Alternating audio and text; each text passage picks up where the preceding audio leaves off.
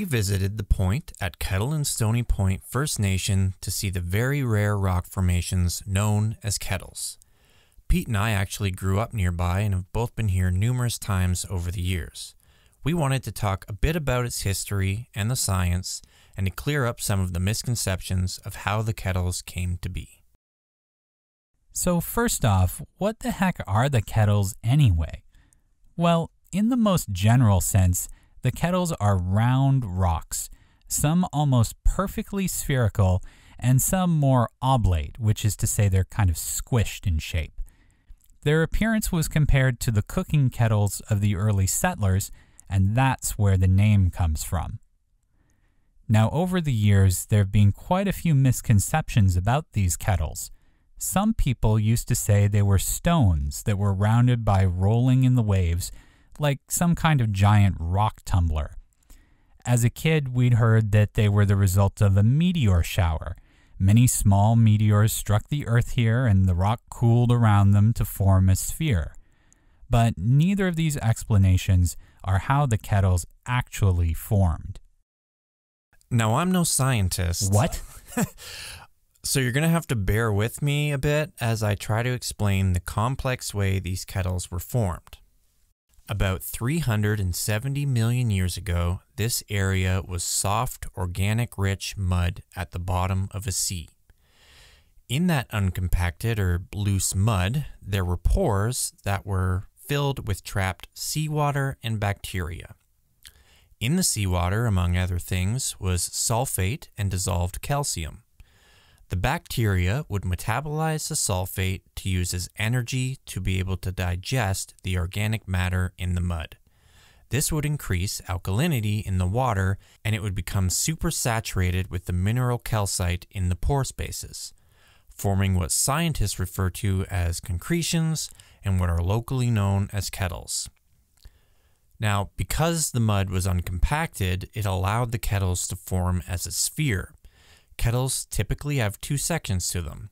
An inner part, which formed initially, you can see that here as the part that has a bit of a spongy texture to it, and an outer part, seen here, made of fibrous calcite crystals which actually grew displaceively, pushing the mud out of their way.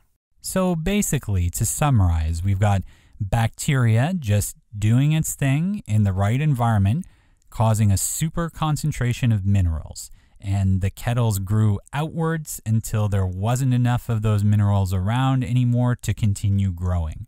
In a very simplified way, yes. Now, as we mentioned at the top of this video, these Kettles are found on the Kettle and Stoney Point First Nation.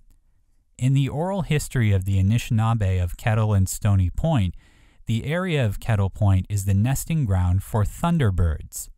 The Kettles, as we now think of them, are the eggs of the thunderbirds.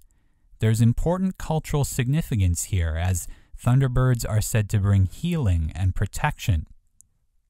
Now, sadly, since these Kettles are relatively rare and unique, both tourists and locals began taking them as souvenirs.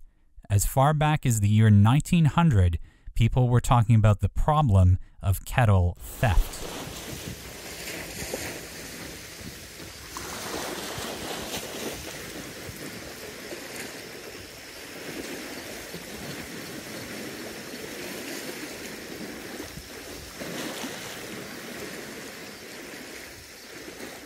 As you can read there, people were also smashing them open, hoping to find some precious metal or artifact. It wasn't until the late 1980s that a law was put into place banning the removal of Kettles. By that time, most that were able to be carried away were. Even during our childhood, I remember seeing them on people's front lawns and in gardens. All this has led to the point losing a great deal of its Kettles. Here is a collection of some old photographs of the area. We believe these all come from after about 1900.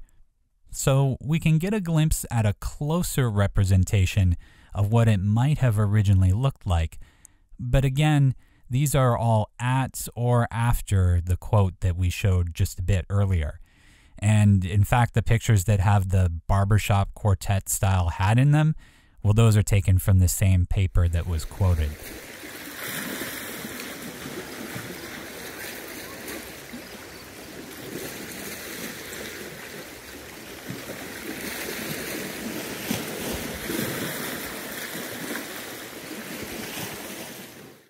Point is still a very nice place to visit and to see the remaining kettles.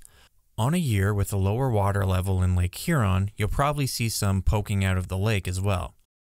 But be respectful of the land and the kettles so that generations to come can visit these unique and rare globes of stone.